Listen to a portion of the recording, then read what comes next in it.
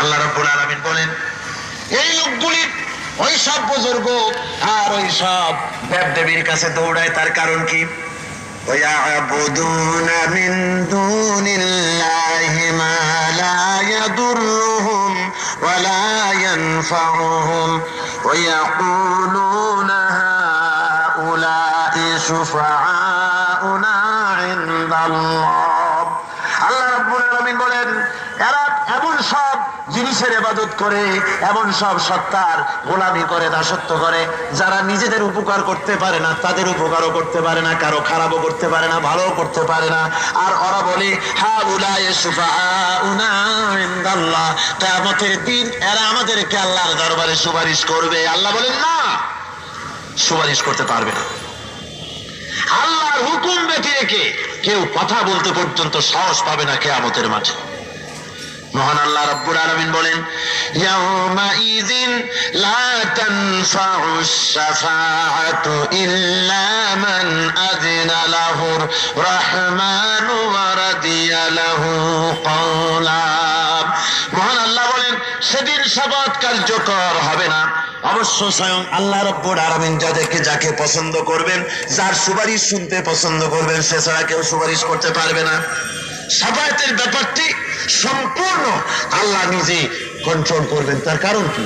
তার কারণ হলো, পীর হোক, ভালো করে শোনেন, পীর হোক, বুজুর্গ হোক, মাওলানা হোক, মুরিদদের অবস্থা কার কি, তা তো পীরেরও জানার কথা নয়, নবীরও জানার কথা নয়, ভক্তরও জানার কথা নয়। কে কতটা চুরি করছে, কে কয়টা ডাকাতি করছে, কে কয়টা জেনা করছে, সুতরাং এগুলি তো পীর সাহেবের জানা কথা নয়, বুজুর্গের জানা কথা নয়।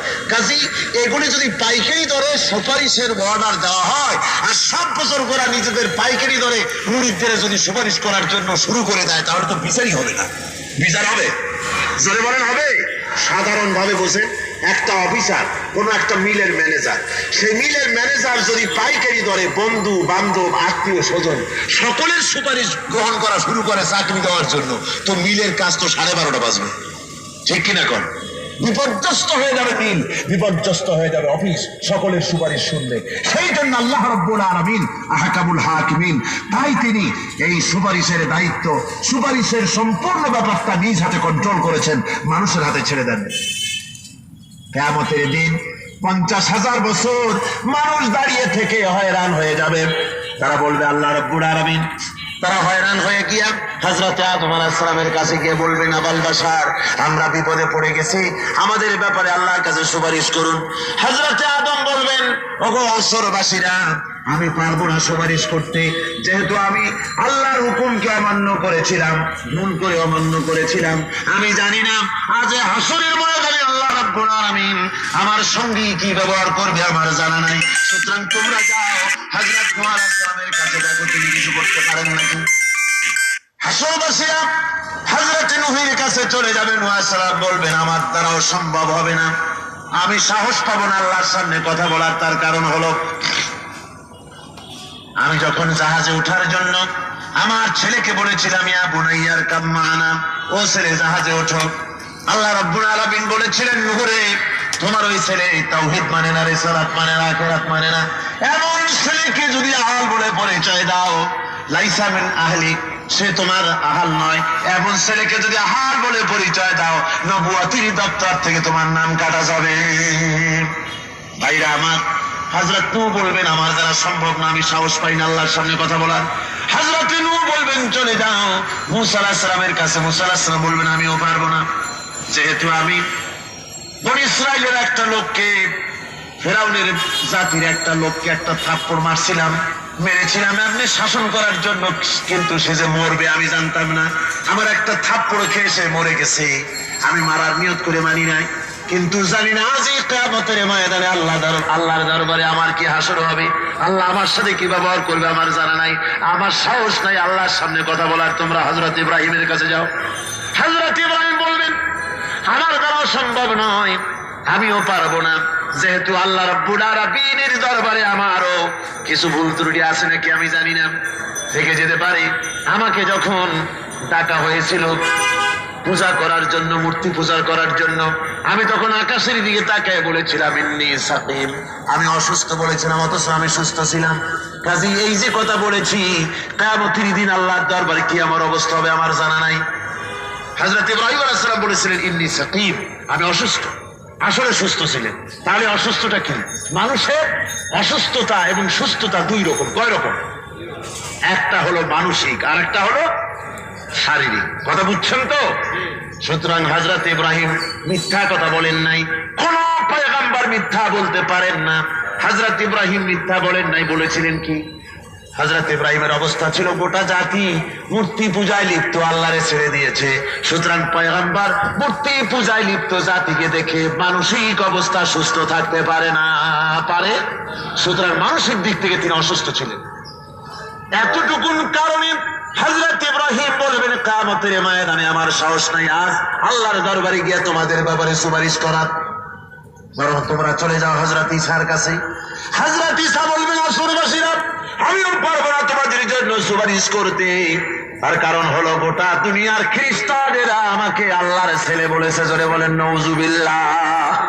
খ্রিস্টানেরা বলেছে وقالت النصارى المسيح ابن الله, আর আমাকে আল্লাহর পুত্র বলেছে, অথচ আমি তাদেরকে বলতে বলি নাই। এই যে আমার আল্লাহর পুত্র বলেছে, আজ এই আসরের ময়দানে আল্লাহ আমার সঙ্গে কি ব্যবহার করবে আমার জানা নাই। সুতরাং আমি পারবো না, তবে একটা সাজেশন দিতে পারি। আজ এই সুপারিশের কাম কেউ করতে পারবে না। চলে যাও আসরবাসীরা, আখেরি জামানার পয়গম্বর নবী মুহাম্মদ রাসূলুল্লাহ সাল্লাল্লাহু আলাইহি ওয়াসাল্লামের কাছে চলে যাও। আজকের এই দায়িত্ব তার কাছে যাও।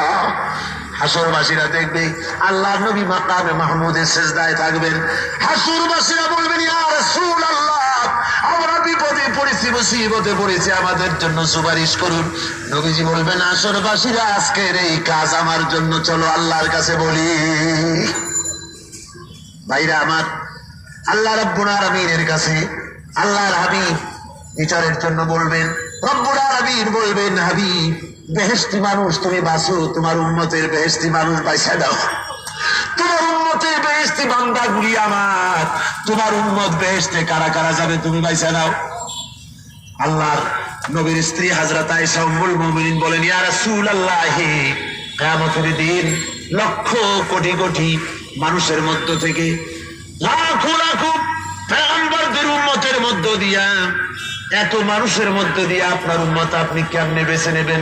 হুজুর বলেন আয়েশা রে, কোন ঘোড়ার চেহারা যদি থাকে, গোলাম মুহাজ্জালিন, কপাল যদি সাদা থাকে, এই কপাল সাদাওয়ালা ঘোড়া যদি হারায় যায়, অন্য ঘোড়ার ভিতরে বলো আয়েশা ওই সাদা কপালওয়ালা ঘোড়া ধরে তালাশ করেছে, পাবে কিনা ঠিক মতো?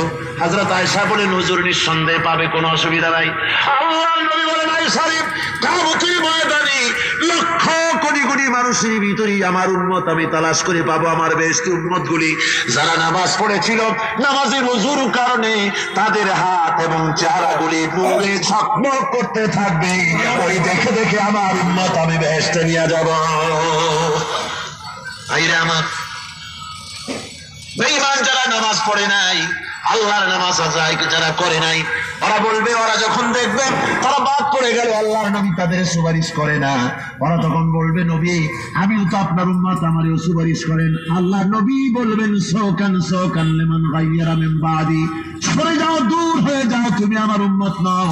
যদি তুমি আমার উম্মত হতে তাহলে এই নূরের চমক তোমাদের চেহারায় আমি দেখতাম। ভাইরা আমার, শীতের দিনে কষ্ট করে ফজরের উযু যারা করেন, ইশার উযু যারা করেন, গরমের দিনে উযু করলে, নামাজ পড়লে যে সওয়াব, এই শীতের রাতে ফজরের সময় ল্যাপটাকে হারামটাকে হারাম করে যারা ঠান্ডা পানি দিয়া উযু করে যারা নামাজ পড়তে গেল, কিয়ামতের দিন আল্লাহ রাব্বুল আলামিন ওই উযুর কারণে চেহারায় নূর দিয়া দিবেন, আর ওই নূর দেখে আল্লাহর হাবিব বান্দাগুলিকে ধরে ধরে বেহেশতে পৌঁছায়া দিবেন। এই দুনিয়ায় কোন বুজুর্গ, কোন পীর, কোন আলেম কাউকে সুপারিশ করতে পারবে না যতক্ষণ পর্যন্ত আল্লাহ রাব্বুল আলামিন নির্দেশ না করেন। ভাইরা আমার, এই ব্যাপারে কোরআন শরীফের মধ্যে আরো কথা আছে। আল্লাহ রাব্বুল আলামিন বলেছেন, ও নবী আপনি আপনার আহলে বাইতদেরকে ডেকে বলে দেন কুল মা কুনতু বিদআম মিনার রাসূল, আমি কোন নতুন রাসূল নই, আমার আগে আরো অনেক রাসূল এসেছে। আমি জানি না আমার সাথে কিয়ামতে আল্লাহ রাব্বুল